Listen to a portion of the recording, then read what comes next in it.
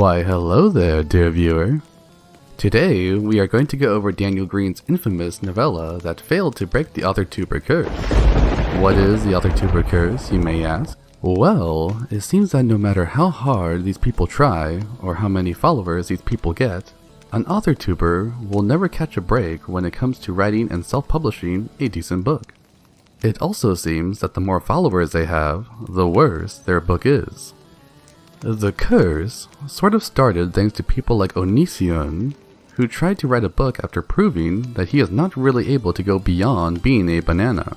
And it seems that Daniel Greene himself has quite the following. Almost there at 400k, big boy. You better step up your game for when the real books start coming out. No pressure. Hopefully, those will come out and I can roast them. But for now, we are going to analyze his introductory novella, which was meant to introduce the audience to his fantastical fantasy world that's full of fantastical fantasy that's fantastic. However, it seems that he forgot what he was trying to write about halfway through. But enough foreshadowing, let's start going chapter by chapter. And yes, you heard that right. I'm going to go chapter by chapter. Wow. This may be a long video, and an even longer series, but trust me, it's worth it. Because I'm going to be blessing you with the thought-provoking writing advice that will either make me your new favorite booktuber, or your worst enemy. Right. There is no middle ground in the dirty lorehouse. So, to really begin, we have to examine the holy trinity of primary marketing: the title, the cover, and the blurb. As you can see here on the screen, we have the title and the cover, and we will switch over to the blurb after, but let's start with these first two. The title, Breach of Peace, right away tells the reader that something is happening in an otherwise peaceful area, and this will involve either a government conflict or maybe a sort of noir conflict between two factions within a city. Either way, the title alone tells me that there is going to be fighting, diplomacy, and a force to be reckoned with. From what I remember during my first reading, there was a bit of each, so kudos to Daniel for not messing up too much on this title. He may not have tackled the exact theme of the story with his title, but he did manage to make it enticing for people who are interested in something that is fantasy. However, fantasy is not enough, because it's only part of the equation when a reader determines if they like something, and this title only relates to a minor theme and none of the major themes. For example, even though both Star Wars and Lord of the Rings are fantasy stories, they are very different from each other, and liking one doesn't really correlate with liking the other. There is a more important factor about them that makes us enjoy them, and it's not the fantasy element but rather the subgenre, which in this case is the more accurate genre. The problem begins where the story, as we'll soon see, starts as a mystery and ends as a Lovecraftian horror. Some people think that it's close enough. But to point back to the logical statement I previously stated, liking a mystery doesn't mean you're going to like a Lovecraftian horror, especially not a Lovecraftian horror in a high fantasy world. But we're getting ahead of ourselves. We'll consider the title as okay, but not great, and we're going to move on to the cover. We'll go over theme later, don't you worry, but for now, it's the cover. The cover itself is not bad, and it gives us just the right idea about the Victorian-esque setting that this dark fantasy takes place in. Now, what really catches your eye are not the three main characters in the forefront, but the buildings in the background. I say this because the background is covered in smoke and fog, alluding to a mystery, which, congratulations Daniel, you had a mystery in your story. Mission accomplished. The smoke and fog are over the city itself, and the characters are fully visible in their faces and torsos, which I believe is Sam, who is smaller than the other two. The biggest one in the picture is Clid, and surprise, we begin with following her as if she's the main character. I don't know if that was intentional or accidental, but having their portrait size in relation to how much screen time they get is a very old movie poster trick that shows who the star is and who's sort of there. Clit smoking does represent something, which is either going to be self-destructive behavior or a kind of rebelliousness, and that does sort of happen in the story. So, points given to the portraits having a good form of symbolism, and points given for the city itself to be shrouded in mystery. To recap so far, the title sort of works and the cover works, but together they actually conflict. One is telling me it's a mystery, while the other is telling me it's going to be a sort of political drama, and neither one is telling me that it's a fantasy. I only know it's a fantasy because I read the book and Daniel said it was a fantasy on his YouTube channel, and I guess it's registered under fantasy or dark fantasy as its genre, but I can't really find that on Amazon. On Goodreads, you can get the hint that it's fantasy because so many people shelf it there as fantasy, but I think you know what I mean. Fantasy is not in these two parts of the primary marketing trinity, so fantasy is treated as a secondary or an outlier. Let's look to see if there's any fantasy hints in the blurb, and see if the blurb helps us to decide if we want to read it. With an imperial family is found butchered, officers of God are called in to investigate. Evidence points to a rebel group trying to stab fear into the very heart of the Empire. Inspector Clid begins a harrowing hunt for those responsible, but when a larger conspiracy comes to light, she struggles to trust even the officers around her. So, a blurb like this is trying to be short, sweet, and to the point, but instead we get something that is vague and cryptic on purpose, with the bare bones of the plot wedged in. We get introduced to the opening scene, and an imperial family is murdered. Got it, murder mystery. A typical gumshoe journey in a Victorian-era setting like you see from a Penny Dreadful. Then it says officers of God are sent in to investigate. Maybe he thought it would make it sound like a fantasy, but an officer of God just makes things sound like the Spanish Inquisition is being involved. Nobody expects the Spanish Inquisition! I could even say it's a typical constable working under a king or queen, or the old usage of the word coroner, since monarchies involve God all the time for public duties. It may not be a historically accurate title, but it doesn't seem out of place for our world either. Then it talks about a rebel group and an empire. Right away, whenever we think of a rebel group and an empire, we are almost always going to think of Star Wars, since that was the franchise that sort of popularized the whole thing. Usually fantasy makes us think about an evil force coming to take over the world, but here it makes me think of the French Revolution because of the time period. I get that Daniel is a leftist, so maybe he's going for some fantasy roleplay here with his rebellious side. Although, if I remember correctly, the rebellion is not really a thing in this novella, so prepare for to be disappointed since that was used as a red herring, which I'll explain later. The blurb finally mentions Clid and pretty much says that a mystery and conflict ensues, which is supposed to make us leap in excitement over how amazing the blurb makes the plot sound. However, the blurb really just makes the reader go, okay, I guess there's a mystery and some kind of political conflict and it just might copy Star Wars. Even though that sounds sorta cool, people don't really care for that after being told it was a mystery by the cover and being told it was a political thriller by the title. Due to the lack of energy brought into the blurb, the reader is not really enticed to look into it unless they know something outside of these three factors. And that means they would have to know it's Daniel Greene, the YouTuber, to feel anything towards such a story.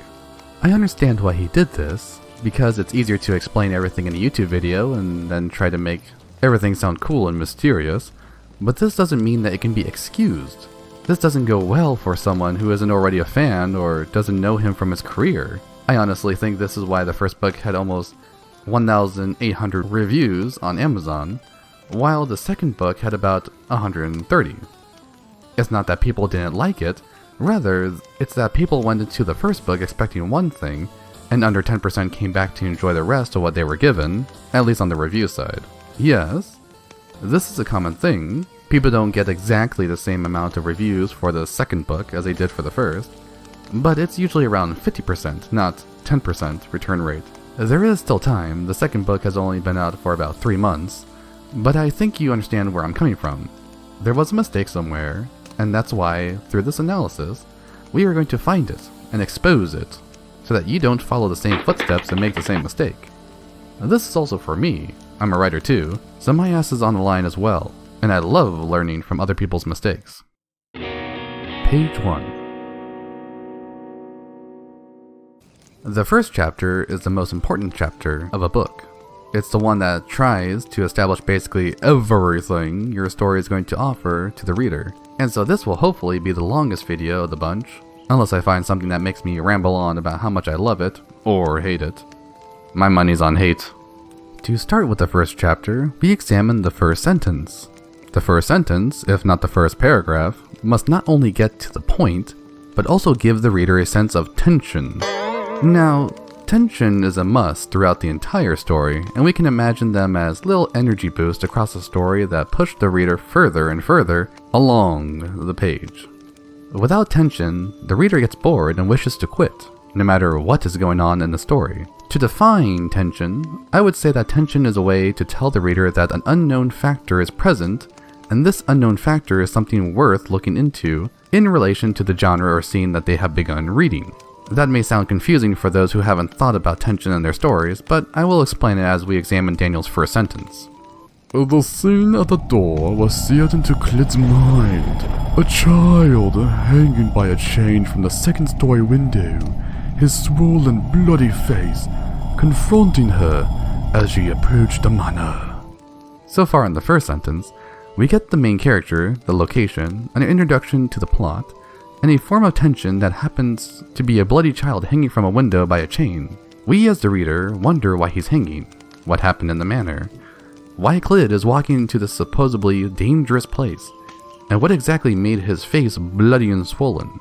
We start asking questions to things that are quickly answered instead of the other way around.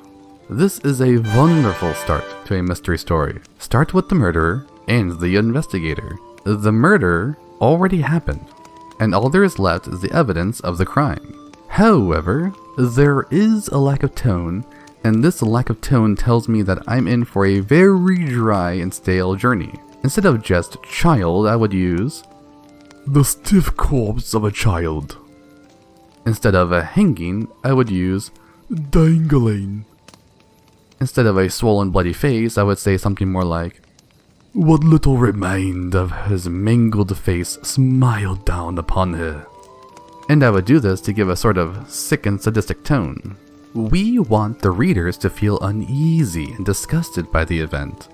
And just saying the event occurred is not enough. We need to give the reader an emotion to stick to, and if it was me writing this, I would try to my best to make everything feel creepy and gothic. And by gothic I mean a romanticization of death and the macabre. I would want the deaths and gore to feel poetic and disgusting, to give an offsetting beauty to it all.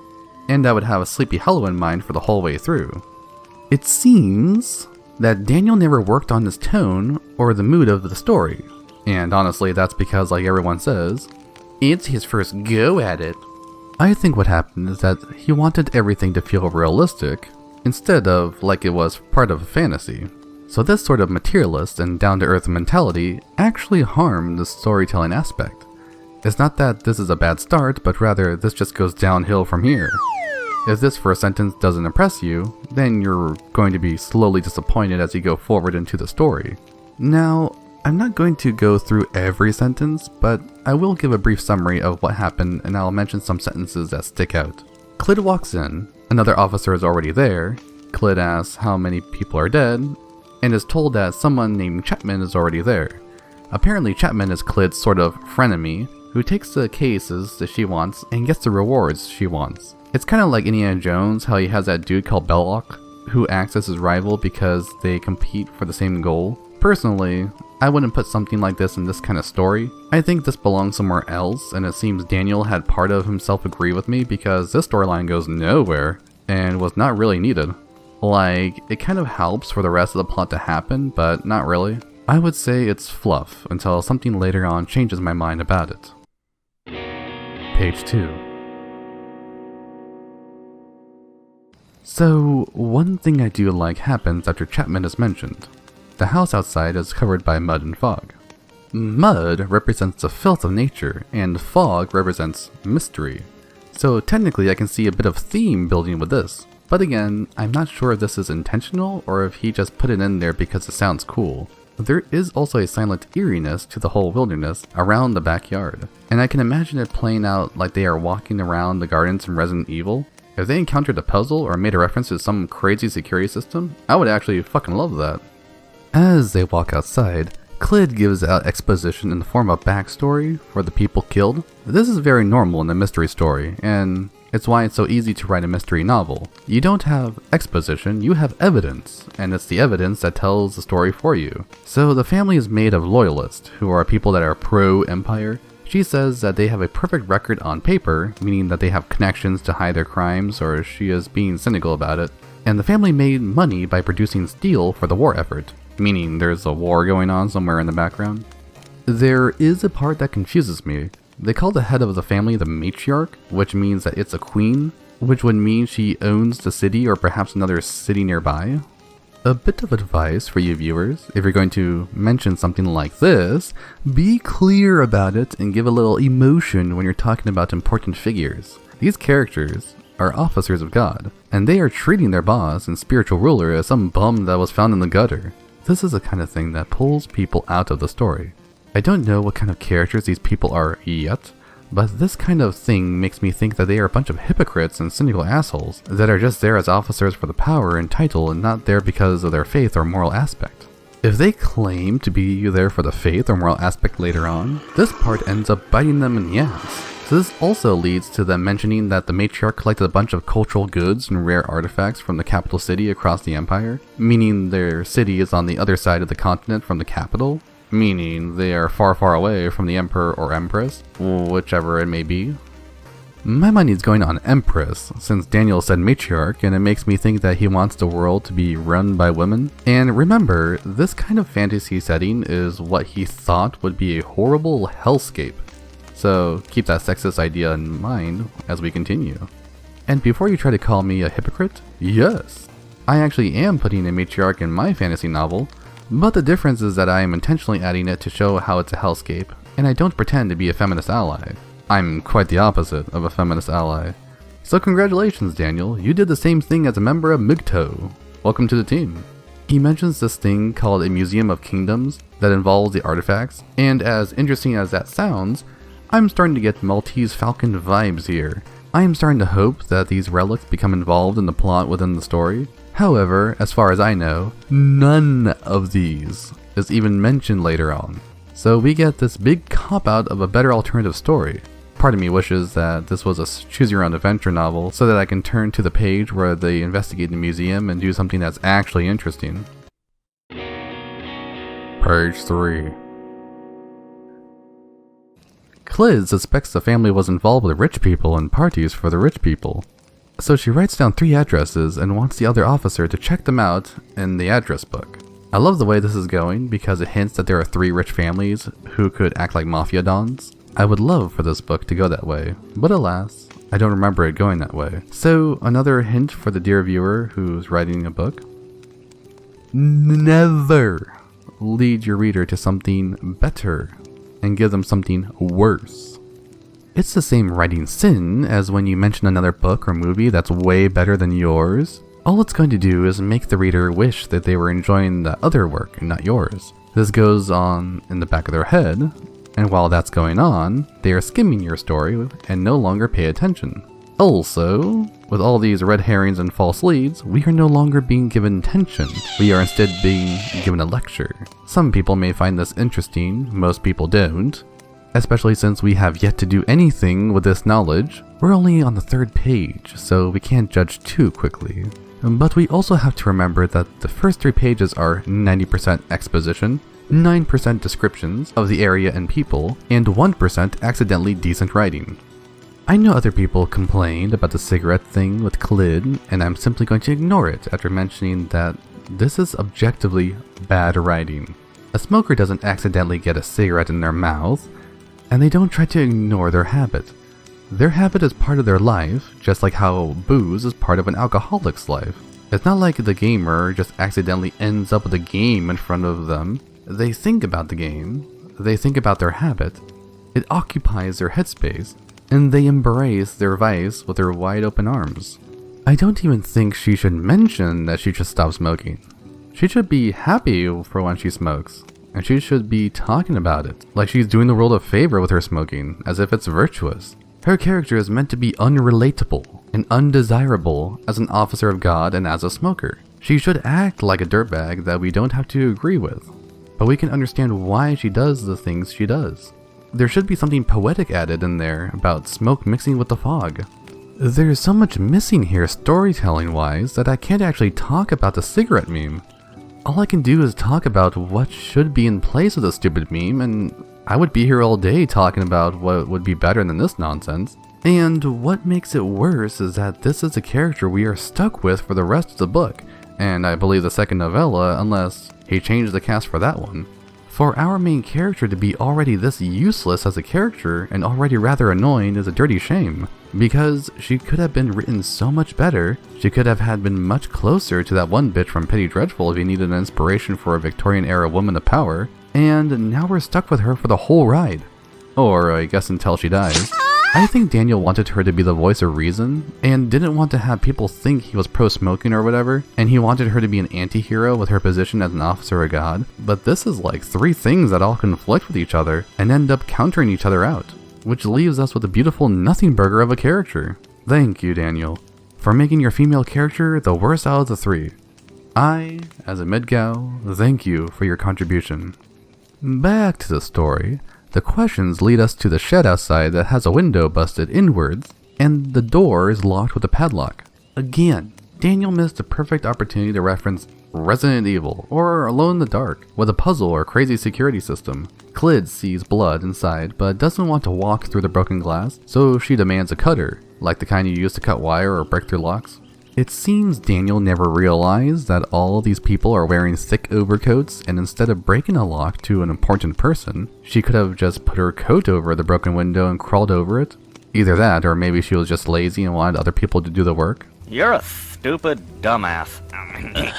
Because she has another officer pry open the lock with the cutters. When he does this, she brags to herself that she could have done it in one heave. And here I was thinking, bitch, if you're so powerful, why didn't you do it? And again, Daniel missed a perfect opportunity. Instead of having the normal officer succeed in the act of breaking the lock, he could have mentioned how the lock was really strong and have the officer struggle and fail, to then have Clid take the cutters from him and do it in one go, to show how strong she is instead of telling. Advice for the viewer, this is the part that you show instead of tell. Daniel told us she was strong instead of showing us how strong she is. All this did was make her look pretentious and make Daniel look like he's not sure how to make a woman strong or useful. So far, the woman has done nothing but be absent-minded and gloat about how wonderful she is. And this is not the kind of character we can love to hate. This is just an annoying character that's leaning into Mary Sue territory. I don't remember if she becomes a Mary Sue, but we'll find out as we go along. Also, before I leave this particular point, having a female character stronger than a man in a fantasy story is not at all a problem, and is actually a fun thing to play with. If you know me from my infamous takes on female archetypes in storytelling, I am one of those evil cavemen who follow the biological science, where a woman is biologically designed to be physically weaker than a man, because women are designed to bear children and take care of the hovel, instead of venture out and conquer other tribes with brute strength. There are archetypes that have a female symbolize strength, such as an Amazon warrior or the tiger mother, but this isn't about brute strength, and this isn't about combat effectiveness and competitive determination with motive added. In the case of the Amazon, it's about women who sacrifice their motherhood to take on the male role, and in the case of the tiger mother, funny enough, it's the exact opposite, where the motherhood causes them to become a stronger warrior.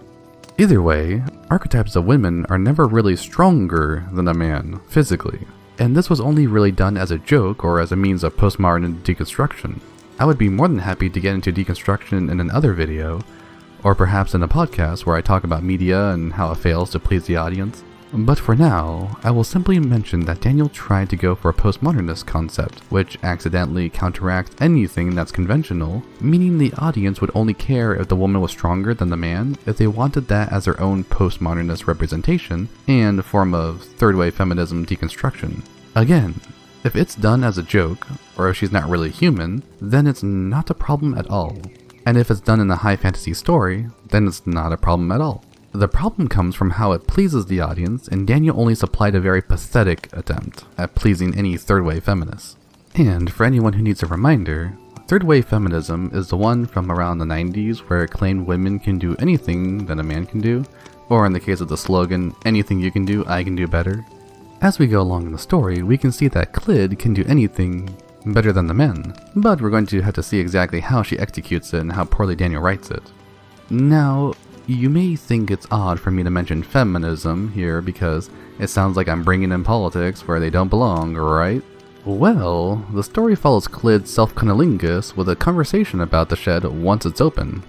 She asks the officer for his opinion on what happened in the shed. The officer questions back with, "I assume that's men's footwear in the footprints?" Clyd says, "Yes," and the two verify that's only one set. Then the officer expresses that he believes someone was looking for a weapon. So far, this is normal until Clyd belches out, If they were a woman's footprints, you'd have a different theory. Nowhere did the officer claim that a woman wouldn't find a weapon in the shed. And Clyd just threw that line out there for no reason. At least from the copy that I have. Maybe Daniel messed up in the editing or accidentally removed a line or something. But the way that it's written here makes me think that Clyd is being irrational and offended at something that was never said. And then to justify this random outburst, Daniel then writes in this weird sexist idea that imperial women wouldn't look for a weapon. And then Clyd of all people is like, "Yeah, you're right." And then Daniel tries to justify it again by adding in a line that tells the reader that she wasn't thinking they are useless because they are women, but because they are upper class. Although somehow an upper class man would totally go looking for a weapon. Maybe my horror movie brain is on the thought that this is going to turn into a horror story later on. But I'm always used to seeing any woman, no matter how pampered, search for a weapon if they are attacked. Even old ladies are willing to beat up the villain with their purse. Being upper class doesn't change a woman's temper to timidness. In fact, I would expect them to be more violent because they think they can get away with it. It's this weird flip-flopping fake feminism that I tend to see a lot from leftists, where they try to write women as what they believe is realistic, and then all they do is reveal how they see women personally or as a stereotype that only they believe in. I'm supposed to be the sexist here, Daniel. I'm the MGTOW. I'm the one who's supposed to be writing women poorly and making stereotypes with bad writing. You're Turk Mergerb. You're Turk Mergerb, Daniel. And before you go thinking that I'm trying to take things out of context in order to complain about leftists being goofy, Daniel wrote the phrase upper class gender politics in the passage that I'm talking about. So I have no idea how to interpret that other than him trying to express at least a hint of what his book covers in the fantasy world's upper class gender politics and what relates to such. But remember, he made it about rich people, not women. It's the rich people who have self-defending men and useless women, not women in general. Like, a rich woman would never wear a man's shoes, like ever, and they would never have a maid or gardener wearing shoes and go to the shed. So all these people cleaning tools and cleaning the shed and taking care of the garden, none of them are women. There are just rich women in this place, and they have about 5 possible women, because the child was a boy in the beginning.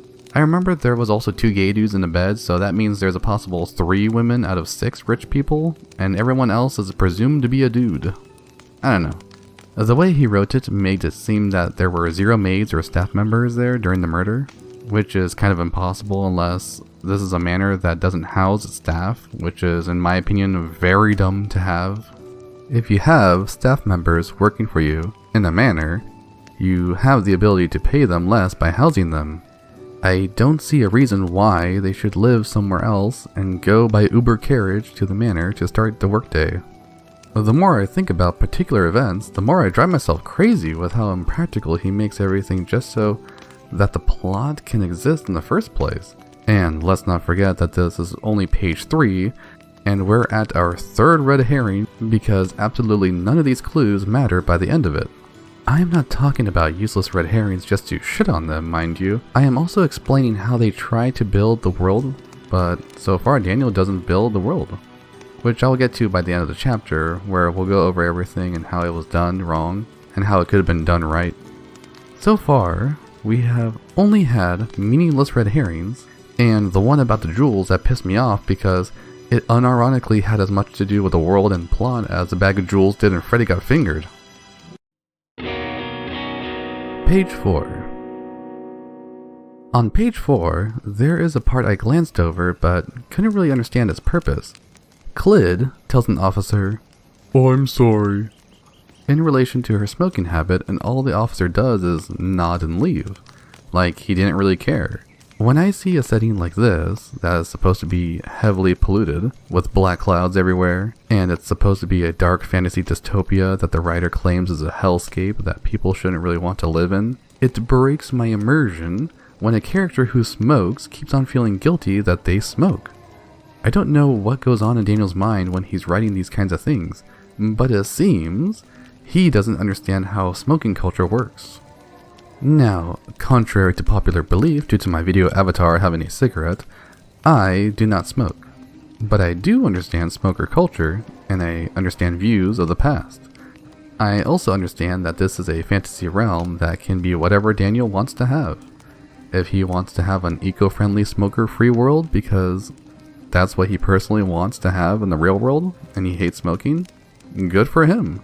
More power to you, I fully support it. Nobody should tell you to not have that. The issue is not what he wants out of his world, but rather the theme and message that he wants to portray, and this is because he's trying to write two worlds at once. In one world, it's a dark fantasy dystopia that the reader would not want to live in with characters that we don't agree with, nor do we agree with their personal systems and morals, but we get to understand why they do the things that they do. We love to see an anti-hero smoking, drinking, burping, farting, peeing on people. An anti-hero being in a mystery story as a detective is something that we admire, from any of the Humphrey Bogart movies to something like Sherlock Holmes. We get to see a hero who is morally flawed, has their own vices, and they are in this gray area that only slightly separates them from the villain, and it's usually about justice or just being a lesser evil. On top of that, I will mention this again, the cigarette constantly appearing in her hand is honestly a waste of words for what I believe was comedic relief. Sadly, the joke doesn't really work, and this kind of trick was used commonly in the old days to fill a page, where someone would either light a cigarette or take a drag to feel relaxed. It's also a good way to break the ice for two characters to meet, usually a femme fatale with a suave protagonist, where one asks or offers to have a light, but none of this happens in the story from what I remember. It feels like Daniel didn't consider any of this when writing his characters, didn't look into any mystery tropes other than whatever you can find from an episode of CSI Miami, and his main character Clyd ends up contradicting the entire world she's living in with this tiny thing that can easily be glanced over. Clyd has no reason to apologize for smoking, other than knowing that the officer she's talking to doesn't like the smell, and that's it. Everyone in the police force should be smoking because it's a stressful job. This is a dystopian world that tries to play it off like everyone in it is trying to live straight edge, but there's plenty of rape and murder. I'm sorry, but this is a very strange factor to include. But maybe it looks normal to leftists? I hate to rant about this tiny thing, but it just looks like the writer forgot what they were writing when they are supposed to have this industrial hellscape full of factories coughing out black smoke all day. But then, when someone sees a cigarette, that's when another person feels guilty. It's not a historical accuracy error, and it's not a continuity error, but it is a logical error and a genre error. And even if they don't know how to articulate it, this kind of conflicting issue continues throughout the story, from what I recall, and it doesn't make the reader enjoy the story more. It makes the reader feel like the story is being preachy, and for no real reason. Even though some might fall for the gaslighting and think it's a thing that makes Clyd a sympathetic or rounded character.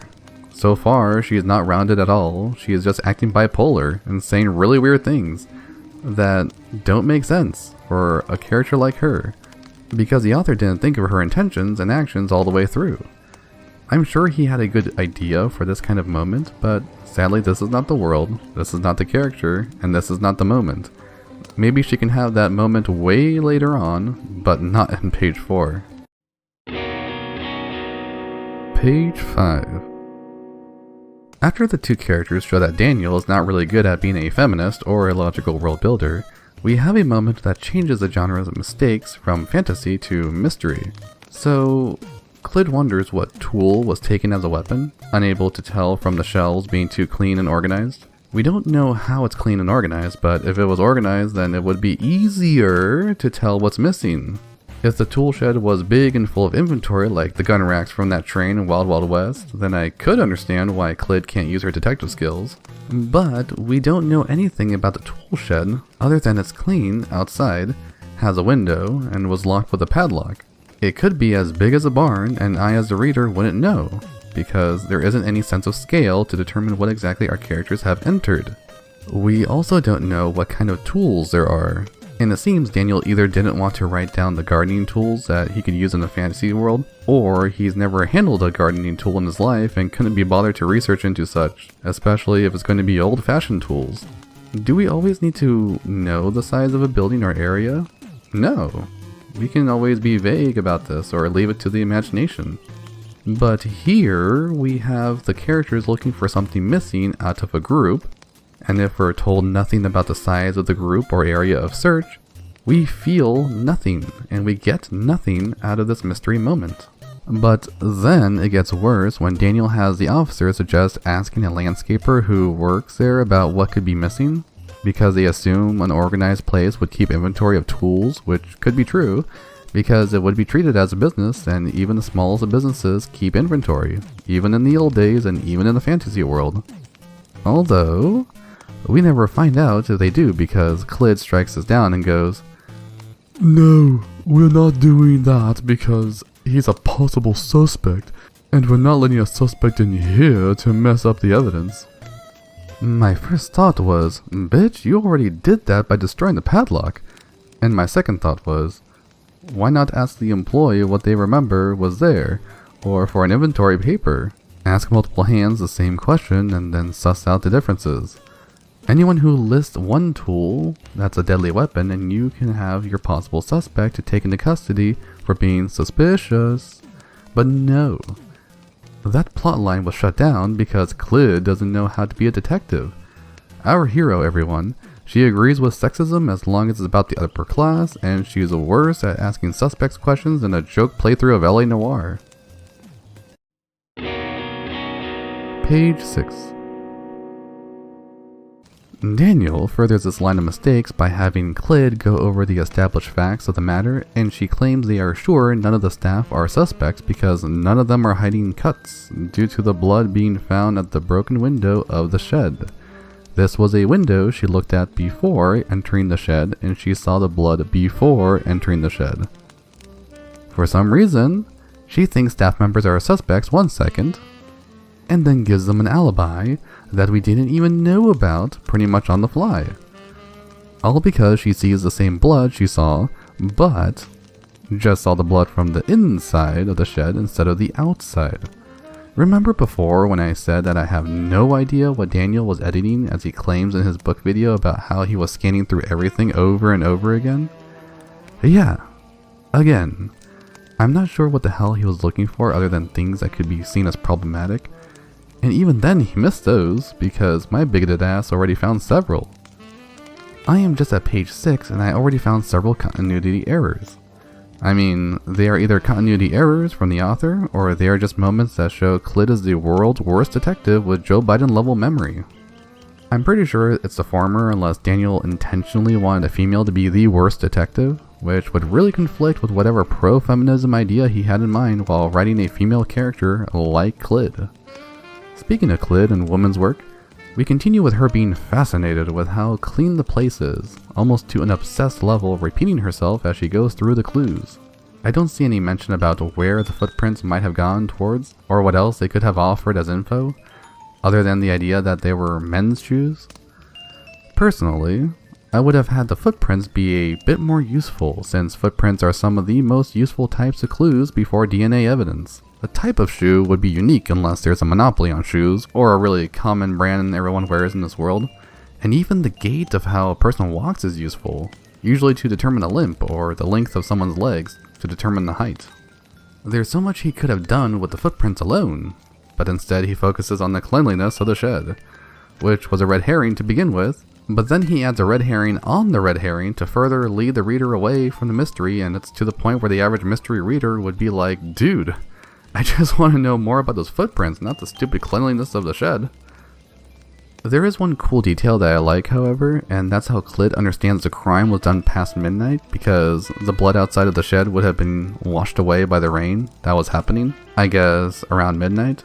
Granted, there is the problem of the shed having a roof, meaning the rain would have to hit the shed at a certain angle with a certain amount of wind to actually touch the window area, unless the roof of the shed is minimal around the edges, which we don't really know because there's no detail about how the shed looks other than it's clean. Another thing that's really weird is that they think the one who went into the shed was a possible victim playing hero, rather than the killer. I'm not sure what gave them this idea when they were searching for a killer who mutilated a child and hung him outside by a chain. What kind of chain is it? Could it be a chain from the tool shed? I don't know. It's hard to tell what anything is in this case because our detectives are worse at problem solving than Leisure Suit Larry on shrooms. Thankfully, someone who's slightly more sensible walks in and says something that really puzzled me. Clyd's husband, Samuel, comes out of nowhere and says, Well, that was enjoyable. and I don't know what he's talking about. It could be in relation to him listening to his wife pretend she knows what she's doing, or it could have been him remarking on the quickie he just got from behind the shed from one of the maids. But we have no idea because Clyd just hugs him, and here we get another telling sin from Daniel. I don't know why, but Daniel decided it would be better to spend more time explaining that Samuel was put on a case elsewhere in the Empire, instead of Clyd being like, What are you doing here? I thought you were on a case in such and such. and then have Samuel be like, you know me, I finish fast. And then that could have been an actual comedic relief moment, while giving the exposition through dialogue. So, a reminder for the viewer, you don't always have to show instead of tell. It's not always necessary, and it's better to tell things that don't matter. But for something like this, it's better to show through dialogue, and it's faster than having a massive paragraph of exposition that doesn't really matter. Daniel wanted to tell the reader that Samuel is there off duty and that he's a fellow officer of God, but we don't need to take the reader out of the action to do this. We can do this while staying in the action, and it's much faster to do it with 2 or 3 simple sentences that retain the pace. There are moments that need exposition to explain the background, and we can't quite be in the moment for it, and usually it's about lore or magic system stuff, or in the case of a mystery, it would be where someone is problem solving or investigating a huge area. But for something like this, you can show it and show it quicker than telling. Page 7. Samuel's introduction is meant to be charming, but he actually comes off as sadistic and creepy, and it's a dirty shame the story wasn't this sadistic and creepy with how the murder scene was described. He tells Clyd that he found out she wasn't home and that she was on a homicide case. He got there about 30 minutes after they did, meaning he was hauling ass on his horse or bike or whatever, and then when he said the word homicide, he gave his wife a big Jeff the Killer smile. I understand he's smiling because he's looking at his sexy wife or whatever, but the way it's worded almost looks like he's smiling at the thought of people dying. Personally, I see the theme where a character smiles during a crime scene as deluded of humanity, or they are just used to the situation. It's like eating a hot dog or a chocolate bar while taking a shit. Some people are disgusted by it because they have standards, and others just don't care because they can separate the two very easily because the disgusting thing isn't overwhelming them anymore. It's fine if he's not disgusted by things anymore because he's seen the worst. I don't mind that. But that wasn't the issue. The issue is how Daniel phrases the sentence to include the murderer. Have him be in the murder site. They are talking about the murder. Samuel knows what happened to the child, and there is no real directing as to why he's smiling. This would have been a perfect moment to say that Samuel's eyes ran up and down his wife's body, and then we can have Clyd be described in a decent way. Because so far I have no idea what Clyd is wearing other than her coat, and I have no idea what Clyd looks like. I assume she looks like the way she does on the cover, and there's always more moments to describe a physical appearance.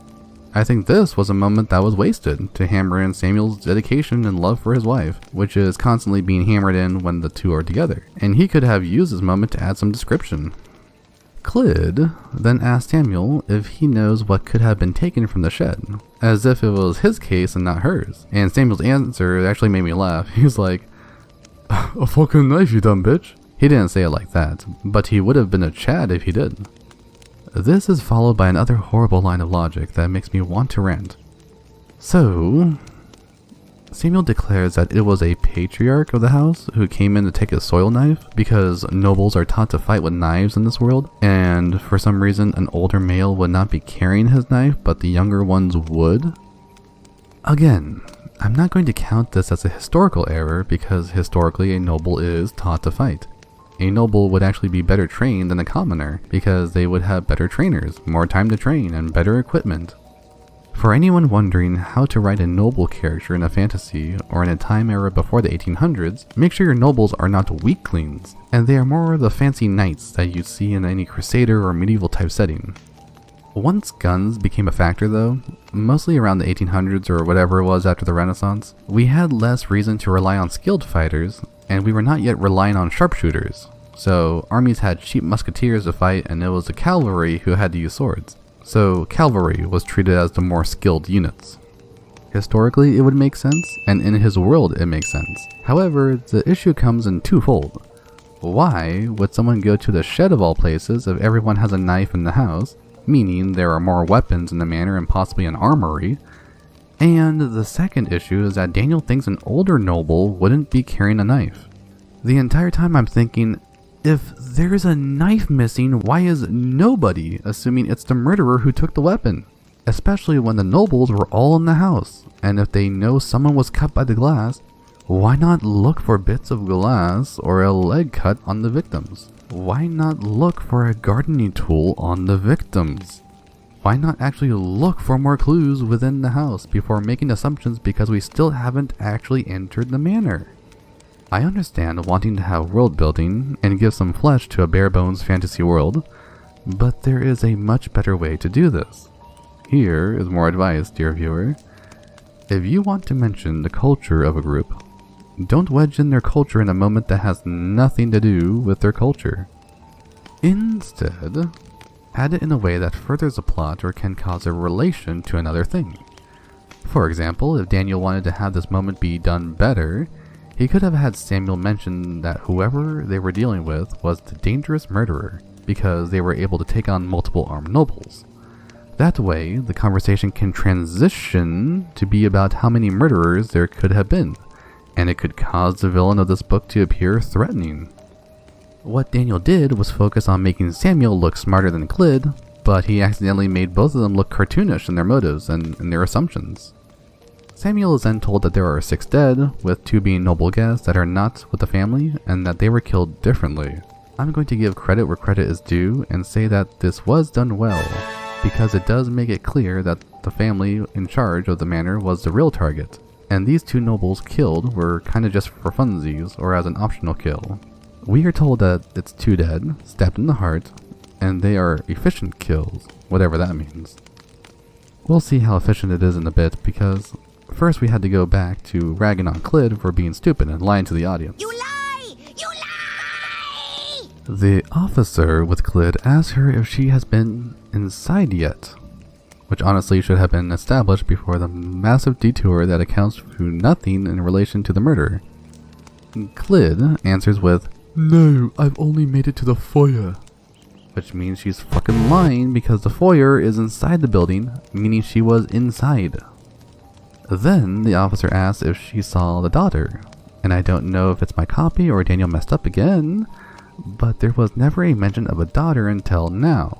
It's not until now that we're told that there was a daughter who was splayed across the foyer and was brutalized after death. What does this mean, and how do they know it was after her death? Who knows? Because Daniel couldn't have been bothered to look that up either. If this was an actual mystery novella, I would be heavily disappointed in how lazy the clues and evidence are being handled by the author. Because there's so much information we're not getting, and there's so much detail we would love to see, but we get none of it. I understand it's meant to be short, and all this is a red herring for something that changes completely later on, but if he's fine with having this be a red herring, and having a red herring on top of red herrings as he already did, why couldn't Daniel just go all the way and make it convincing? Why couldn't he try to convince the reader that this is a mystery novella instead of making it obvious that it's not? I don't want to say he's a bad writer in this regard, so I won't say he is. Instead, I would say that he fucked up right here, with both continuity and simply trying to give us details we can work with. I also want to mention the tone, now that we're far enough into the chapter to determine what the tone is from the many moments and scenes we've had so far. As a quick recap, tone is the way the author writes a scene or story towards a subject through their writing style and word choice. The mood is the general atmosphere that the story is given through imagery and symbolism within the writing. To say it more clearly, the tone involves the author and their wording, while the mood involves the reader and their perspective. The mood is important for a scene, but that one is more easy to establish because it's part of the plot, how the characters talk, the setting that they're in, the pacing that we are given, and it's all about how the reader interprets the entire thing.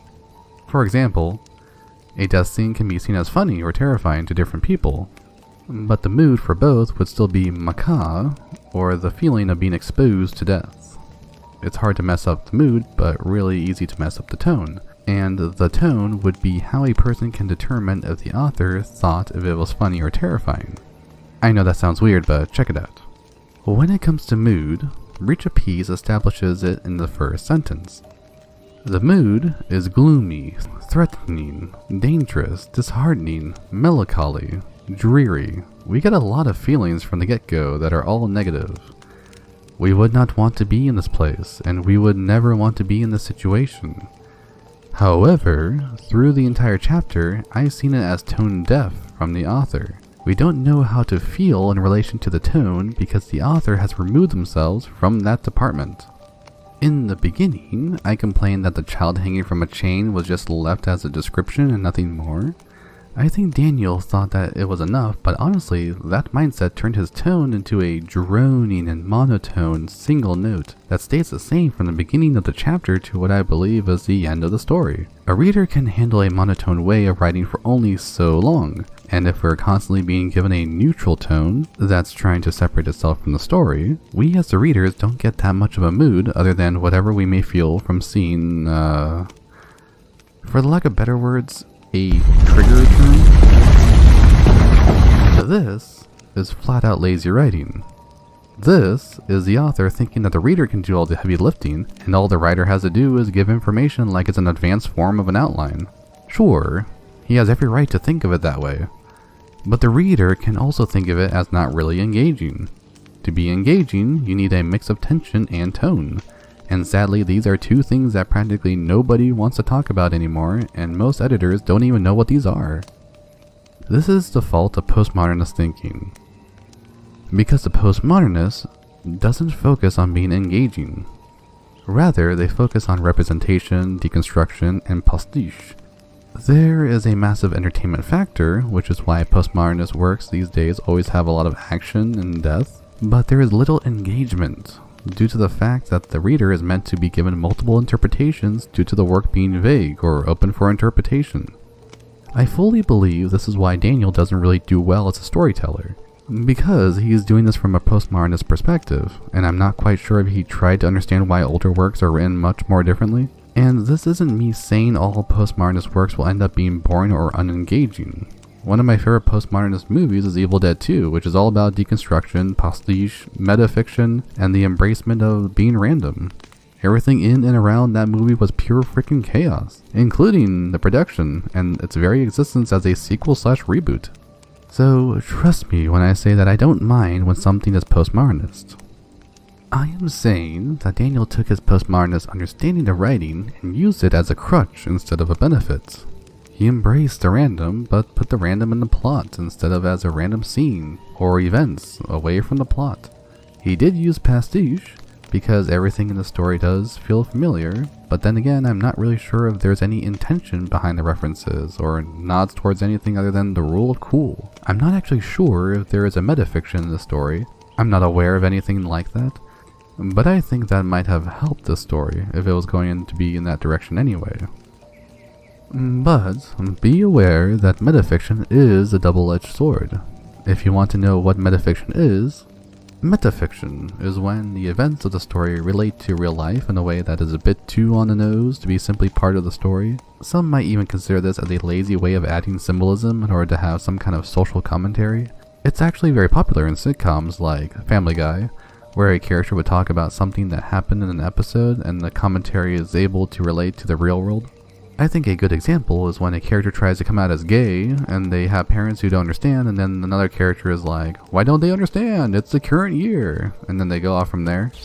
Some folks have a strange idea of entertainment. That is metafiction, more or less, because it's the author talking to the reader about real events, as well as having that be part of the fictional story. There is also the secondary kind of metafiction where it's about the fiction itself. So in any story or piece of media where a character goes, hey, that happens differently in the movies, that is also metafiction. It's a work of fiction that makes a comment on fiction in a way that pretends it's part of our reality or hopes that the reader goes, wow, this story is totally realistic and it isn't like the other stories. As you can see though, if you do it really poorly, it sounds really dumb and makes the author look pretentious, so this is an advanced level thing that I don't recommend to the person who's just starting. However, I'm pretty damn sure we're all guilty of doing it poorly when we start writing.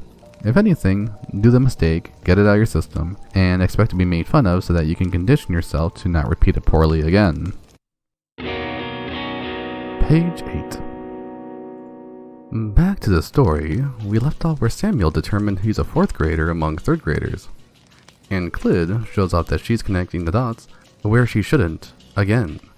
I honestly don't want to rag on Clyd for being a bad detective, but there are just so many moments like this where she either contradicts herself, blatantly lies with nobody questioning it because Daniel forgot, or she just makes stuff up as she goes along. Here, Samuel says whoever did this had a vendetta against the family. And then Clyd goes, objection! Like Ace Attorney, and then she goes, You're wrong, because there was more than one killer, and the 2 guests in bed were most likely killed at the same time with a stab in the heart. So, let's forget that a stab in the heart requires a knife, and a knife is missing from the shed that they're still standing in. And let's focus on how this dialogue is phrased. Samuel goes, how am I wrong? And Clyd is like, You're not wrong. I just think it's more than the family the killer has a vendetta with. I'm sure we are also a target because the boy hanging outside was for us to see and fear and stuff. But I don't like how Clyd claims she disagrees, but then when challenged she's like, I don't disagree, I just think there's more to it. I understand if her character is meant to be socially awkward, or something like that, but it's just being antagonistic to her husband, that she was just doing the loving puppy eyes to a moment ago, and somehow the reader is supposed to accept this as normal. So another tip for you writers out there, make sure your characters say what they mean and stay in character, unless the reader understands that they are designed to not mean what they say and not stay in character. If Clyd stayed in character, she would have said something more like, you're right, honey. I'm very glad you're here because this made me realize another thing to add to your theory. It seems strange that the boy would be hung out to dry by the throat if that was meant for the dead within the manor. And then she can yammer on from there. This would cause her to be engaging with both her husband and the reader. Meanwhile, in the actual text, we have Clyd treating her husband like some goon, and he was smart enough to challenge her surface layer bluff, and it made her backpedal, and it all looks awkward and goofy. There's people dying out there, and these two are supposed to be professionals, and they are talking like they are on Twitter trying to dunk on each other. This idea of having the vendetta be against both the family and the religious police makes both of them think that it must be tied to a rebel attack on the market about a year ago. What exactly was this attack a year ago? We don't know. It was just a year ago in a market, and for all we know, it could have been a ye old 911 with a 747 carriage slamming into twin fruit carts. If anything, we should have been given a hint as to how big the attack was and the body count with a quick mention. But none of that is given, and remember, this is all a red herring and means nothing by the end of the book. Page 9. We are finally given some description of Samuel in the form of his black eyes, black hair, and pale skin, which in this fantasy world is a rare genetic trait that makes him look gothic. Personally, I don't mind this kind of idea, and I think it's interesting to add, especially if it brings in some kind of personality in the mix or makes him something special to the lore, like he has some kind of special blood. If they do nothing with this rare genetic trait, then it's just there for show and that's going to be part of the rule for cool, which is also no problem for me. Amazingly enough, I appreciate a moment like this, where we get some kind of attitude and tone. But I see this a bit poorly written, since Daniel describes Samuel's features as being combined in a stunning way. I believe he meant that Clid thought it was stunning, not that he would look stunning in a general way, since this is a postmodernist approach to a story after all. To explain it with an aesthetic really quickly, a generalized emotion added to a moment like this is either romantic or classical, with romantic being an admiration and classical being a form. What that means is that for a narrator who's separate from the characters to make such a claim would have to either make the story a modernist approach, with the author trying to lean the reader towards this claim, or a classical approach where the author is claiming that this is a form of beauty to be aimed for and desired. Almost, if not exactly, in an objective way. Even though this simple sentence is something I like, it was appealing to me by accident because he worded it in a way that conflicts with the rest of the work. Some readers might feel that this is out of place, and that might be why. It's not because he went for the rule of cool, that is fine. It's the part where he wrote stunning way. Exposition is then given to explain that there were several attacks that look similar in death count but not in violence or message sending. There were dozens killed by a shooter in the market, meaning that they have guns that can shoot rather rapidly, or the people in the market were getting blasted in a row like that scene in Last Crusade when Indy shoots through like a line of Nazis on the tank with one gunshot because they are so packed together. So far, we don't really know the weapons these people have to give a comparison or an idea of the tech level, so this kind of reveal brings up more questions than answers. Like, if you're a noble and you have a gun that can kill so fast that dozens are mowed down Call of Duty airport style, then what the hell is the purpose of going to a tool shed for a pathetic knife? It also says that 4 priests were lynched, which is a decent idea, but why not crucify them? Not to digress into theme, but a lynching and someone being hung has 3 main themes. The long arm of the law, like when you have a public hanging in the Wild Wild West, an angry mob hanging, which is what lynching is, meaning that the big group of people hung the priest for something that the mob believed was a crime, but not like a legal crime. And then there's the tarot card, the Hanged Man. The first 2 are self-explanatory, but the tarot card one is interesting because it involves knowledge. In Norse mythology, Odin hung himself from Yggdrasil for 9 days to gain knowledge of the 9 worlds of Yggdrasil. Yg is a weird word that can range from death to fear to terrible, depending on the context, and Drausel means gallows or horse. The idea is that someone being hung is traveling by a ride because they are riding the rope toward death or something that they have been fearing. So when a hanging is mentioned in a story, and this story is using modernist or pre-modernist symbolism, then a hanging can represent knowledge derived from the demise or end of a journey which we fear. For example, most westerns were modernist in approach, and when they had someone being hung by the town, and it was for a crime, we as the audience understand that this criminal is at the end of their rope in many ways. They can no longer deal with the situation of being on the run, and they are doomed to die on the gallows. Usually, this is subverted when the person is innocent, and they have a hero save them by shooting the rope. And so the hanged man tastes death, gains knowledge, but doesn't quite die yet. The knowledge gained is in relation to the theme of the story. I wanted to talk about the mummy and how it has one of my favorite hanging scenes because of this symbolism, and because the one who saves O'Connor is a librarian female, but there's no real use talking about it further because Daniel Greene went for a postmodernist story and all this would conflict with the rest of the story and isn't really there. In other words, the mention of hanging priests would have been pretty awesome if the story was modernist or pre-modernist. But because it's not, we have to remove this possibility and have symbolism limited to the previous 2 of being about legal or cultural issues. In this story, both of these attacks are declared as being caused by the rebels, not by the state, so it's a cultural issue of this world and left as that. Some might say that me explaining this is meaningless, but I wish that you, dear viewer, understand that there is a different meaning depending on the type of story, rather than simply the reader's personal interpretation. And I hope this explains what the interpretation could be as a literature critique, rather than a personal assumption or what someone wants to project onto the story. I would say that this moment was important for the story to function because the rebels are treated as a big part of the story, but if the rebels aren't involved with the story later on, then this was all for nothing other than lore for lore's sake. We have yet to be told what the rebels want and what they are against. We don't know yet, so this one is to be kept up in the air until answers are given or plot threads are abandoned. There is also a weird part here on page 9 where Samuel tells the officer with them that this could be a rebel attack, but not to tell anyone unless they are to get more information. I right away question why he would do this, and it sort of makes sense. There are rumors that there is gossip, and it's not good to spread more that the nobles would be attacked by rebels. It could cause chaos.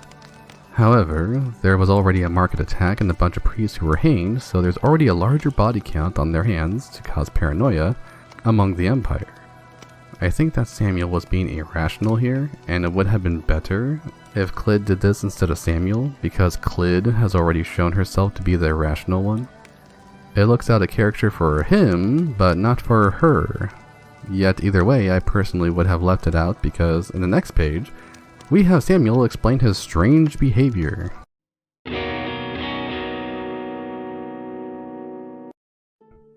Samuel says his case was about stolen chickens, which is a moment meant for comedic relief. Clid laughs at it, but for me, I thought this was just something to be aware of and rather important for a countryside job. 30 chickens were stolen, and this means about a month's worth of food or more was taken. Chickens for a rancher or farmer are their property and a source of survival, especially during a drought or winter. Eggs are important for baking, and so the market would be affected if they didn't get their egg supply from the countryside. In this kind of setting, I can expect something like 30 chickens disappearing without a trace to be something to look into, especially with witchcraft as something that's on the table. This is a world with witchcraft, and the officers know of witchcraft. I think that factor is meant to be a twist for later, like, surprise! This fantasy world has magic! But come on, that's not a twist worth making us wait and then answer it within the first novella out of 3, out of a larger series full of planned novels. It's like if Final Fantasy tried to hide all the magic and monsters, but only for the first 2 hours of gameplay. Like, I get it, it's a nice gimmick, but it's a bit of a wasted effort. Page 11. The two return to the manor, and the other officers have removed the boy from the chain. On top of that, the medical team brought in their own table to examine the boy's corpse, instead of bringing the body to a coroner or even mentioning a coroner. A coroner has been around in our world since the 12th century, and began as one who acted as a sort of more official and powerful representative of a kingdom than a sheriff or bailiff. So a coroner of this time period could act as one who determines a death, arrests someone, and work in the court, all at the same time. Literally what the officers of God are supposed to be, but they aren't treated as that in this story. I'm not sure if Daniel had to slip his mind, or if he had trouble understanding what a coroner is, or if he thought a coroner was only a modern invention. Having a medical table at the scene of the crime is not a bad idea, since they don't seem to have refrigeration, and moving the body far away by a horse-drawn carriage doesn't seem like it would keep it clean.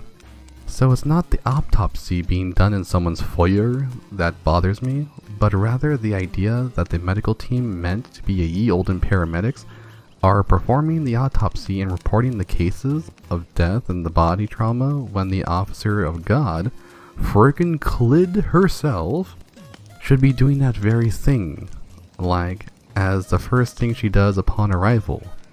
But no, she doesn't do that. Instead, she was in the shed thinking that a victim fetched a knife there instead of looking at the damn corpses of the victims. There's building things up slowly and building things up wrong, and Daniel built this up wrong. Page 12. Samuel examines a bucket or whatever full of body parts, while the medical team goes over the boy's body. The damage count is that he has puncture wounds on his back that seem to be the cause of death. His neck is broken, arm was cut off at the elbow, it doesn't say which arm, and chunks of flesh were ripped away from the stomach and left calf. From what I can deduce, the kid was probably running away from a clawed beast, got caught by the leg, pulled in, grabbed by the stomach, then stabbed by claws or something sharp through the back because it says multiple puncture wounds, but not what they are. There's also an eye missing, and then Clid determines that arm was ripped off instead of cut off because of the way it looks. Then she's like, This is definitely a message to us because it would take a team of people to rip a boy's arm off. Sorry, but I'm calling bullshit on that. It doesn't take more than one person to rip an arm off when it's been cut partially. Also, any cut that's not super clean looks like a tear or rip because of the way skin pulls apart and the meat of your arm ends up like that shredded chicken looking stuff. Human skin is very hard and nearly impossible, even with more than 2 human hands, to pull apart. The reason why there were executions that could do it in the olden days, in the form of having all 4 limbs tied to different horses and then the horses run in different directions, which is called a quartering, was because it takes the 4 pulling forces of the horses to actually pull the skin off and break through the incredibly stretchy tendon. If it was only one direction of pull from the horse, and the victim was tied to something with the other limbs, that one direction of pull is weaker, meaning it's not multiplied.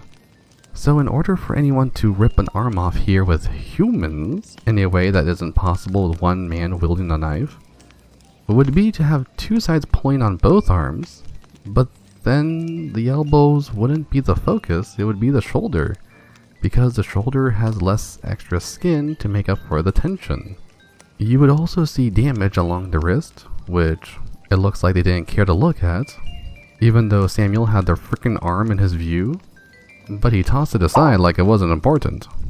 If we had this kind of time period where everyone travels by horse, there are horses all over, and we even have the acknowledgement that there might have been multiple people, then why don't they understand how a dismemberment works, where it kind of requires something stronger than a human?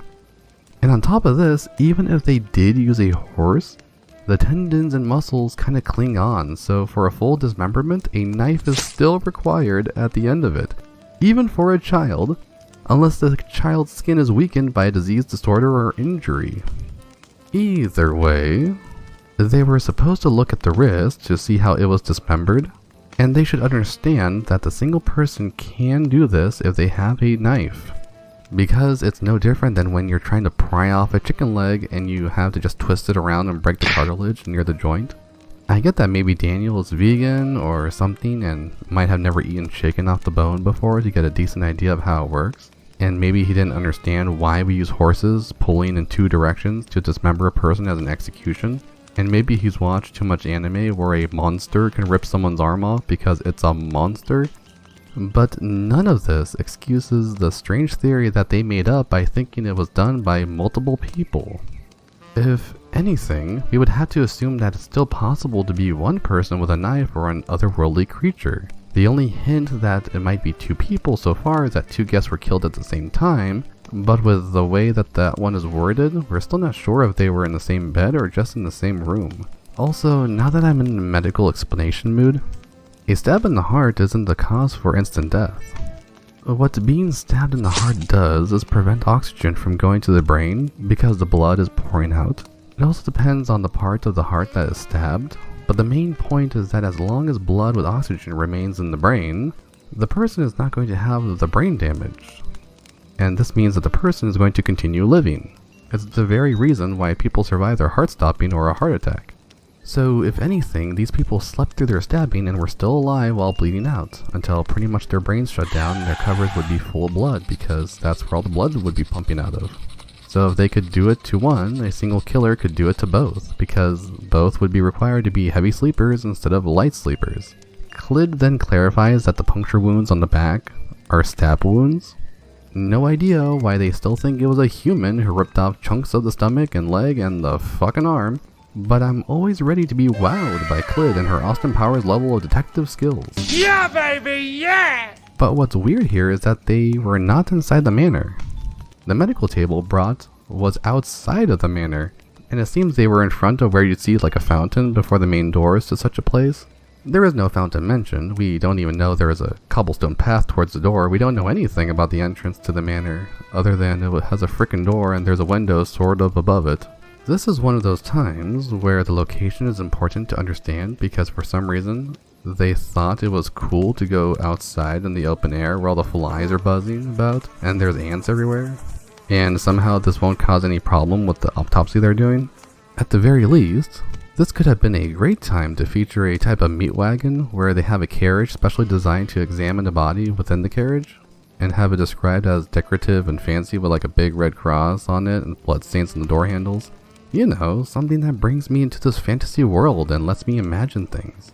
Instead, we're not getting much and there is no playfulness. Daniel is trying to play this straight, but it doesn't work because this entire setup is so goofy and it lacks an understanding of anything it's talking about. If anything, I would have loved to see it done like how Sleepy Hollow begins and plays out. Sleepy Hollow is actually a really good example of postmodernist tropes because of how it was based on the Hammer films. And if you want to know more about that, there is a great article by Booker Horror that goes over that and you should give it a read if you're interested. Link is in the description below. The main idea would be to have the blood be over the top. Everything would feel surreal. You'd be given information at different times with like a non-linear story, and there would be a tongue-in-cheek comedic charm to it during its darkest moments. Just imagine any gunfight in a Tarantino movie, and that right there is the postmodernist way to do it right. You're aiming for entertainment rather than realism when it comes to violence. But then that's juxtaposed with a realism of something like dialogue sounding realistic. Again, I find that kind of postmodernism entertaining, and Daniel could have easily had that in his first chapter, but he didn't. He might have it later in his book, I'm not sure, but it's not here in the first chapter where it belongs. Page 13. Samuel and Clyd actually enter the mansion to investigate more, and this is where they meet Chapman, who is the guy who's doing the actual job that's actually in the house. And what's funny is that Daniel, thank God, Daniel got a postmodernist descriptor right. He says that Chapman is tall, dark, and whatever women would consider as handsome. Thank you, Daniel. You have the handsome part in relation to how women of their culture would deem as handsome. You beautiful tiny mouth bastard, you did it! Sadly, he used a cliche and I don't think that this helps anything. The cliche is a writing device that harms the work by being so bland and derivative that it brings nothing into the story, because quite honestly, a cliche causes nothing to happen. In something like SpongeBob, they actually revolved the plot around being tall, dark, and handsome, but in that show they subverted it to make fun of the cliche and how SpongeBob looks strange and goofy instead of actually attractive. There's also a wonderful video by A Closer Look where he talks about why Will Ferrell's Holmes suffered from cliches so badly and how cliches are different from tropes. I'm setting all this up so that you know whenever I say the word cliche, I am not using it to downgrade a simple trope that is actually useful or loved by the genre, simply because it's used commonly in the genre or even a main tenet of a genre. There are people who love to throw the word cliche around like crazy, but I am not one of those people. I will say, however, that this cliche doesn't harm the story that much. Doing it once is not really a problem. It's when it's used over and over again, or is in the main part of the story, that we start to see the negative effect. Also, I would like to explain how to use this cliche better. If he had a character say it through dialogue, that would nullify the negative effect, because it would have the character saying something cliche, not the author's narrative. In fact, we would give it even more of a pass because it's a fantasy story. But alas, we didn't get that. So the stain is on the author, and people don't really appreciate that kind of moment and would rather tune it out and not care. Also, if we go by the cover, we can see that Chapman is about as tall, dark, and handsome as Uncle Fester if Uncle Fester had a neck. Maybe it's just me, but I think of tall, dark, and handsome as a person being more like a Fabio, but here it's just The Rock with his face messed up by the Elder Scrolls customization presets.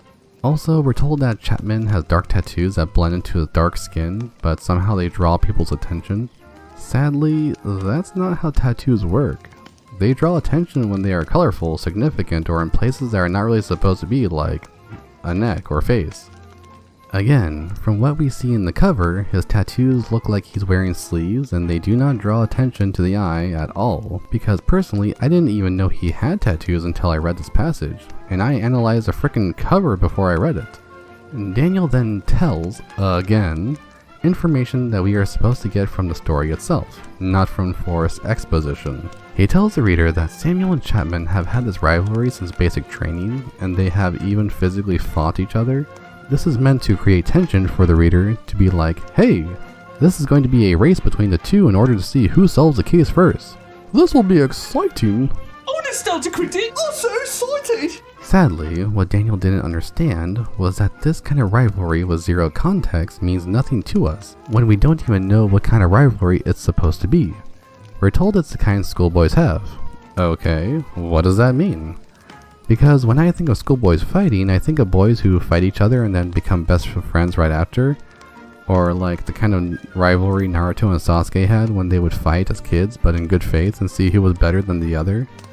In other words, dick measuring. Samuel is like, Why is Chapman here? and when he asks, I was thinking, bitch, why are you here? You were sent to count chickens and you're wondering why someone else is also here? This gets worse as Clid tries to explain what happened. Apparently, every inspector wanted to take this case because it was about the royal family, but for some reason there are 0 reporters in the area, and Clid herself is acting like she doesn't want to be there, like these royal people are below her. Then she uses the word glom, which took me by surprise because that's like an East Coast US slang that was used by gangs back in the 20th century and was recently revived because it sounds funny. If you have ever heard someone complain about this book having colloquial slang that doesn't fit into the setting, I believe it starts here. Granted, it is a fantasy world and they can have whatever context they want and whatever culture they want. I myself have used a bunch of old words and slangs in my own stories to give it a bit of more life and color. The problem comes where this word is used in a way we don't understand, because this world that he made doesn't have a Scotland to create the word glom out of glom.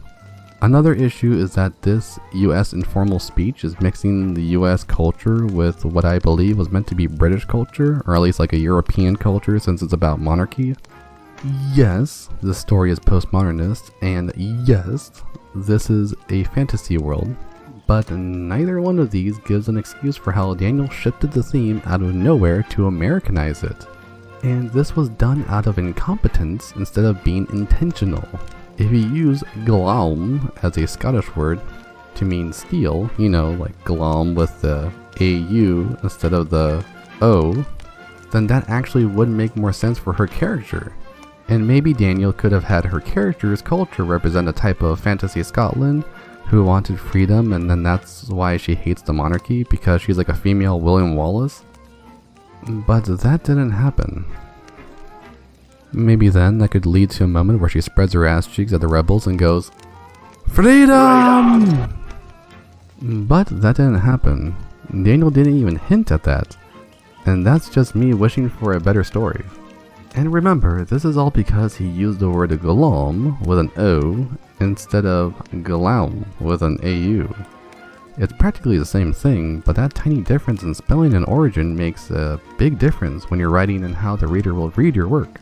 And if we are going to say his story is postmodernist, the understanding of his context is even more important because this is a cultural issue and is about representation.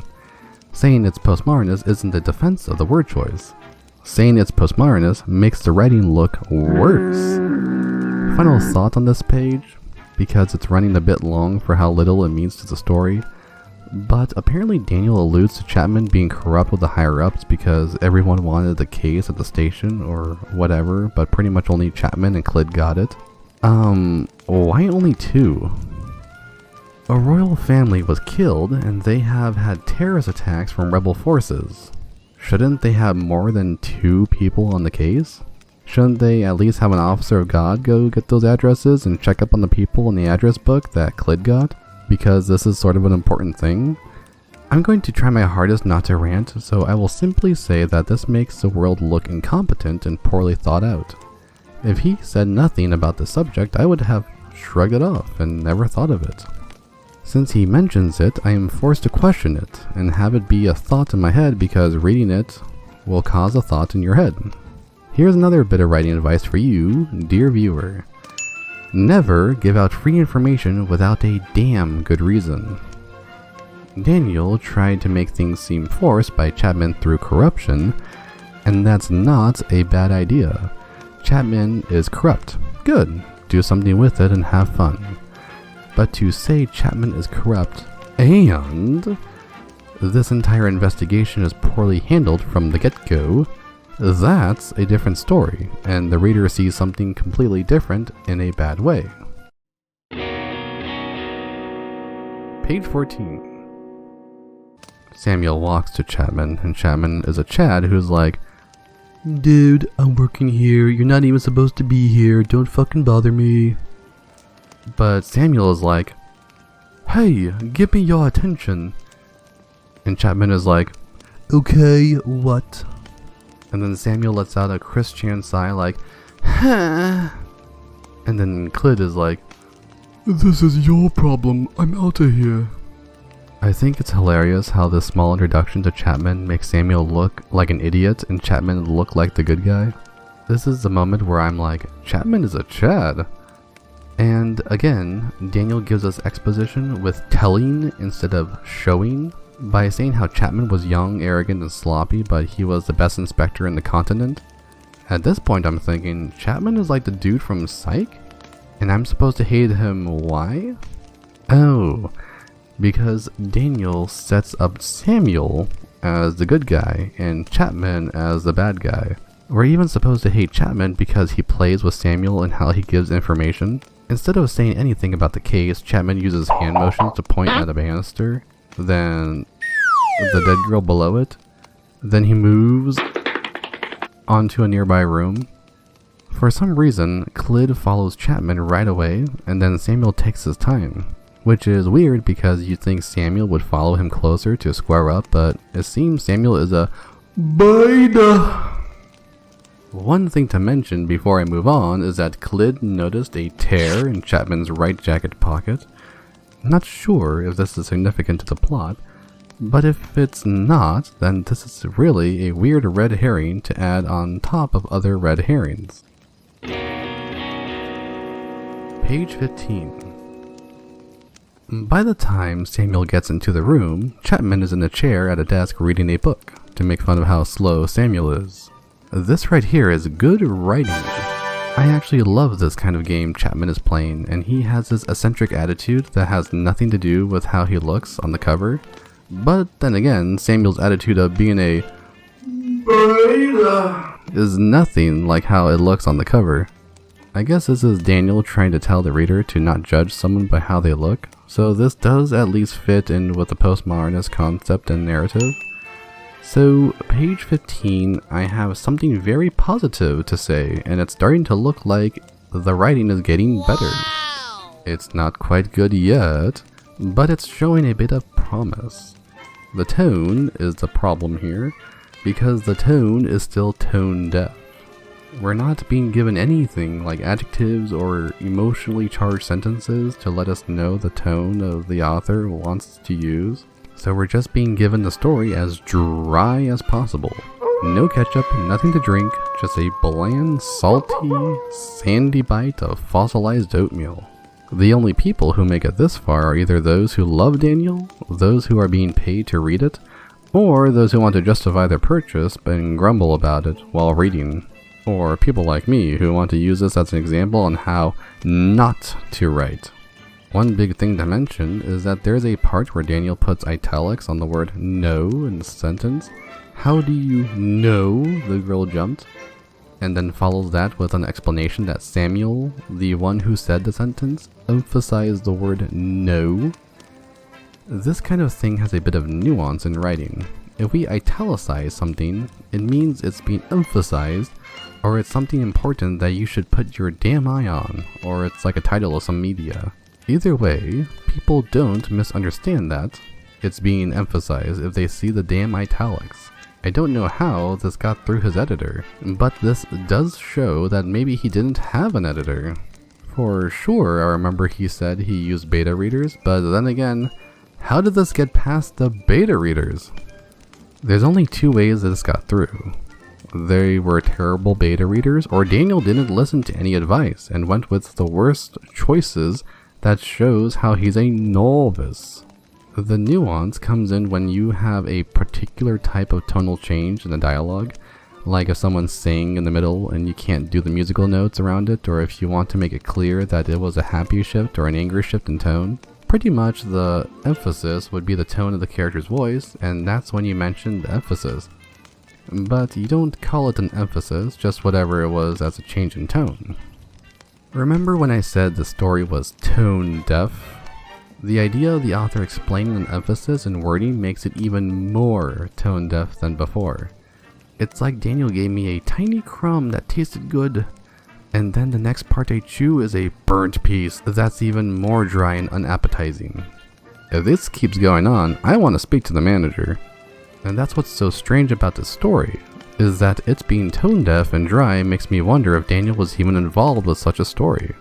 He's always wacky and eccentric in his reviews like a Chapman, but then he writes a story and it's like reading a damn textbook on bird species. Also, let's get something clear and out of the way. We all know who Chapman is. The second I saw the bald head and the idea that he's supposed to be handsome, I knew who he was based on. Let's all say it together. Billy Zane, yes. I fucking love the idea of having Billy Zane in a fantasy mystery as a young, cocky inspector, because I imagine him how he was in Demon Knight. This is a conspiracy theory, but it has merit, because Billy Zane did play Ishmael in the Wheel of Time TV movie, and Daniel Greene is a big Wheel of Time nerd, so I'm just using my detective skills that I learned from Glid, my dude. Chapman explains his theory that the girl jumped from the banister and broke both of her legs and crawled away, all shown by the blood smears and broken legs. Also, Chapman says, "I know it's true." And then later he says, "It's most likely," meaning he's backpedaling on his theory once he has to explain it. The word he should have used instead of no is the word sure, because sure is about confidence and no is about having knowledge on the matter. No knowledge, come on, the word itself is a dead giveaway. And yes, Daniel adds another emphasis explanation, a paragraph after his first one. And yes, this makes his writing look worse than if there was only one, because now it feels like we're going to get the explanation every time Chapman opens his bad guy from Titanic mouth. Page 16. Samuel and Chapman discuss the theory, and the two work out that the girl, who is apparently wearing ladies' shoes, whatever that means, ran up the stairs and evaded her attacker by jumping off the second floor to land back onto the first floor.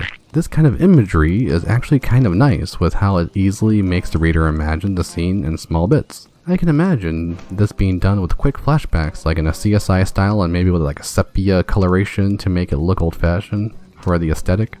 The problem comes in when we are to assume a woman ran up the stairs frantically in heels that were able to break her legs. Not her ankles, her legs. The story says that her legs were broken. If her ankle was sprained or twisted by heels, that's a different story. But what happens is that a person in a state of panic is actually more likely to break something because their body is tense, and that means there's less recoil to reduce the blow. But what Daniel doesn't understand or didn't state clearly is that if a body lands awkwardly, then one leg would break but not the other. The only way for both legs to break is if she landed feet first and past her head, and then upon landing the heels stay dug in and she's folded like a taco.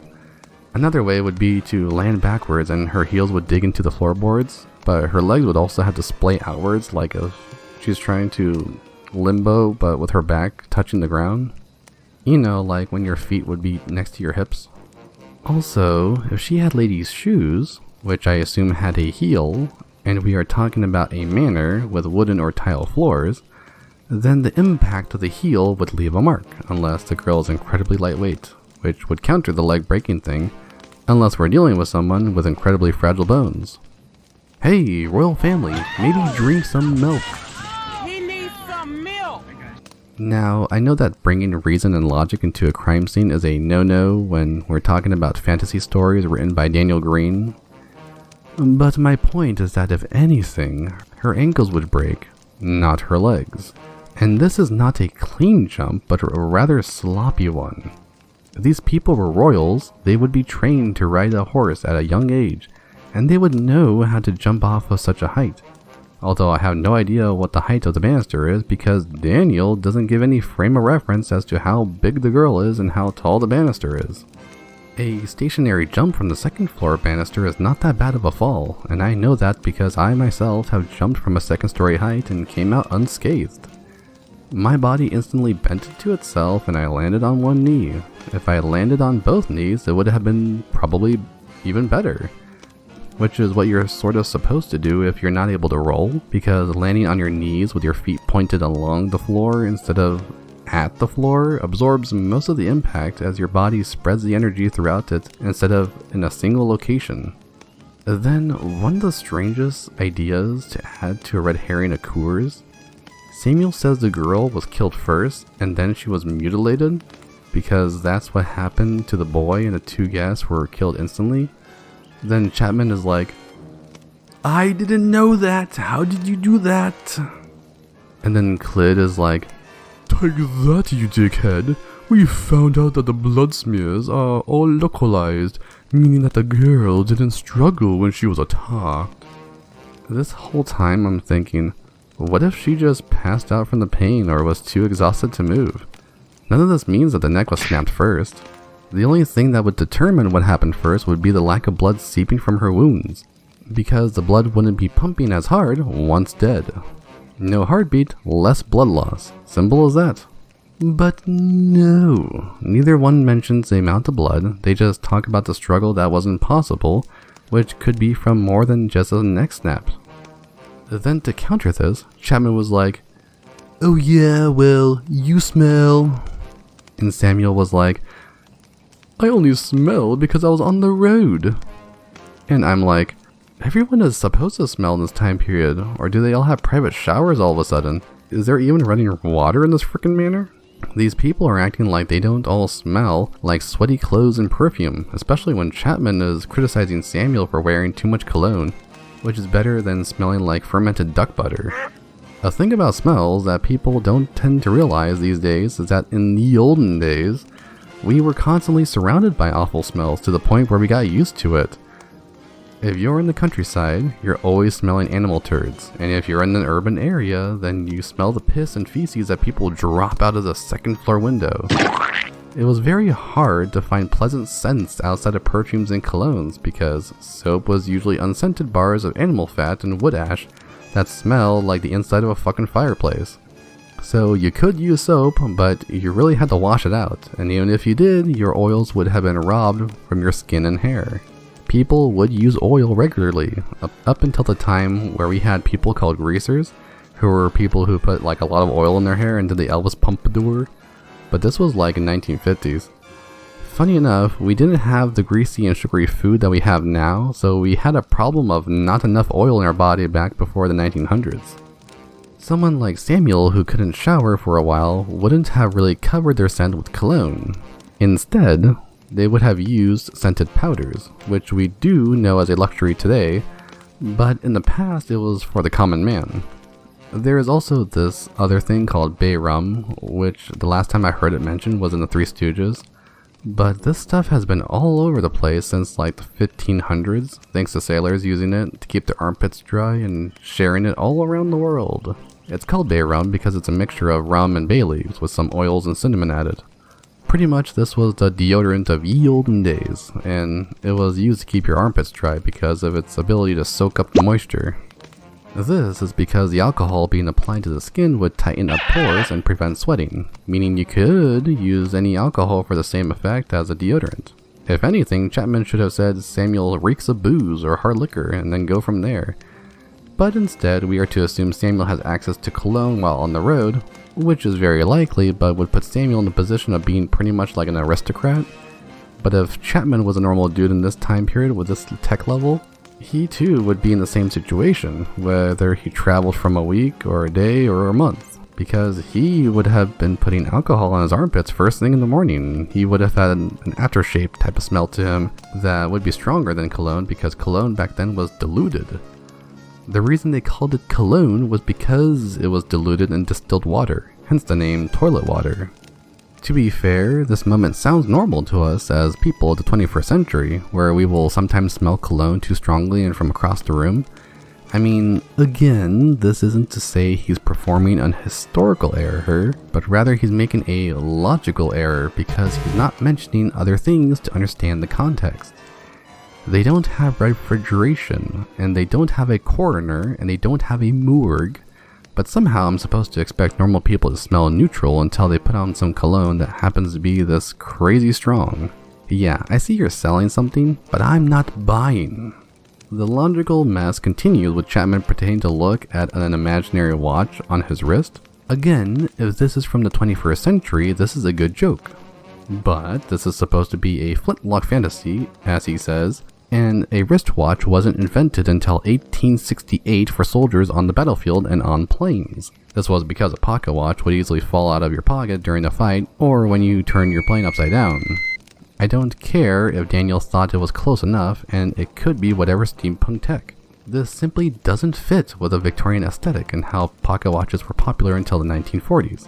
It's a fashion sense of his time and his setting and his tech level, and it would make more sense for him to pretend he's pulling out a pocket watch from his jacket. Not only this, but the act of him moving a hand to his pocket, which is torn, would have given Clyd an actual excuse to stare at his torn pocket. This is significant because when Chapman pulls his gag, Clyd goes, Yo, how did you tear your jacket? And she also sees he's missing his gun from his holster. His torn jacket is suspicious, and his missing gun is suspicious. This becomes even more suspicious when Chapman answers her with, "Oh yeah, I was chasing some dude and ripped it, and this guy got away." Then Clyd is like, But you're fast like Sonic the Hedgehog. How is that possible? and he's like, he was faster. Then Clyd and Samuel just leave and go, and that's it. That's the end of the first chapter. It was there. I mean, it wasn't terrible, and I didn't throw up, and it didn't make me as sleepy as the other authortubers did. And yes, I am talking about Meg Latour's book. Summary. Boy oh boy, was this hard to get through, and we have 7 more beautiful chapters after this. Yippee. To lay down the basics, Daniel is following the 3-act structure, and I'm not sure if we have found the first plot point yet. So at the very least, we can have the exposition. There was a murder, and we want to find out who murdered the royal family, and police think it was a rebel group. This was then given a subplot. Chapman is acting suspicious, and our inspectors are going to see what's going on. So we have 2 different mysteries being introduced in the story in the first chapter. And now that I think of it, I'm not even sure the murder investigation is the inciting incident. I don't think that the inciting incident happens until they meet the Monster Man later, because so far this is like a normal day to them other than the possible link to a rebellion. Some charts of the 3-act structure will say that you shouldn't really have a subplot until you enter Act 2, and that's kind of like original Star Wars style, or how I'd like to call it, the Joseph Campbell way. But of course, this is a postmodernist story, and there is no problem with the organization being all over the place, because that is part of the charm, in theory. We are going to have 8 chapters total, and if the inciting incident isn't met by the second chapter, then we're going to have less of a reason to keep reading, because it takes the inciting incident for us to go, hey, quiet down, the movie is actually starting for real this time. Because now the exposition is over and it's time for the plot to begin going up the roller coaster. To summarize my problems with the story so far, I would say that its main issues revolve around how it doesn't know what it's trying to be, or even how it's supposed to be written. It wants to do too many things at once and does nothing at all. This is just the first chapter and already I have zero interest in this mystery because it's already accusing itself of not being a mystery but a political thriller. If it stayed as a mystery involving gangs of New York style mafias, or some kind of perfume motif serial killer, I would have been up in this bitch and very turned. But I am not, because the story is not going that way. If this story was doing a Da Vinci Code and had bits of clues involving fantasy world religious icons and paintings to enter a quest to find the Victorian era Illuminati, that would have made me come in my pants. But my balls are still rather full because that was not in the book. We got a fake promise that this is going to be a political thriller, and that actually is what the blurb entitled promise. Lies! They filthy earth boy lies! However, I'm being given 3 different directions as to what it could be, and supposedly I will get a 4th in the form of Lovecraftian horror. So, appropriately, the reference back to when I was talking about dismemberment, Daniel is trying to pull the reader in 4 directions by the limbs and ends up quartering them. It's short, it is experimental, and it's not much of an issue if someone bought it and didn't like it. But the issue is for Daniel. The issue is for the writer, because the first chapter is what we see when we do a preview, and this first chapter here doesn't give much of a promise. From what I see in the first chapter, all we really get is a vague promise that Chapman, being suspicious, might relate him to the murder, or to the rebel forces, and that we have a rebel force planning a terrorist attack. From what I understand, the attack here leads to an actual revolution in the second book, from what I understand from the blurb of the second book. So the political thriller thing sort of stays with us the whole time, so far out of the 2 books, but its importance in the genre hierarchy shifts places like crazy. So by all means, we cannot mark it down for being a political thriller because it stays that way, and we cannot mark it down for being fantasy because it stays that way too. What we can do is mark down the opening chapter as a non sequitur, because the entire time we're being told, yo, check it out, it's a political thriller in the fantasy world with fantasy elements, and then the whole opening chapter is an episode of Scooby-Doo with 3 inspectors who don't know how to inspect anything. This opening chapter, although not entirely bad, has as much to do with the story as a typical fantasy prologue. And when I say it's not entirely bad, I mean I mostly just hate how stupid the characters are, but I can stomach it because I have low standards. If it was me, I would have scrapped this opening and started with something more like the market shooting, and have everyone mow down to introduce my world, and I would have the rebels talk about how they want to take over, or hint at the magic that they would use later, so that the reader can instantly get invested in my world building with an actual taste of it. You know, introduce everyone to the political thriller world, and even have an inspector on the scene who dies among the gunfire. Our friend died during the massacre. So there is an actual reason to mention it, and so the reader can feel for it.